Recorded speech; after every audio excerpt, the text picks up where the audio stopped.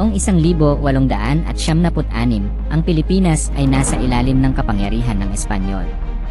Mahigit 300 taon, walang kalayaan ang mga Pilipino. Marami ang inaapi, pinapatawan ng buwis, at hindi pinapayagang mag-aral o magsalita ng sarili nilang wika. Isang grupo ng matatapang na Pilipino ang lumaban. Sila ang Katipunan, pinamunuan ni Andres Bonifacio. Nais nilang makalaya mula sa mga Espanyol at mabawi ang dangal ng bayan. Lihim silang nagtipon sa isang bahay kubo. Doon nila binalak ang revolusyon habang tahimik at may takot sa puso. Pero sa kabila ng panganib, buo ang loob nila. Noong Agosto 23, 1876, nagtipon ang mahigit 1,000 katipunero sa Pugadlawin sa Balintawak.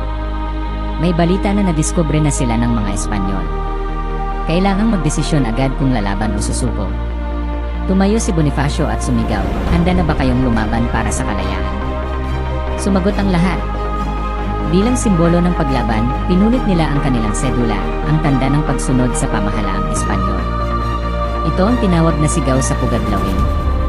Hindi lang ito isang sigaw. Isa itong simbolo ng tapang, pagkakaisa, at simula ng revolusyon para sa kasarinlan ng Pilipinas.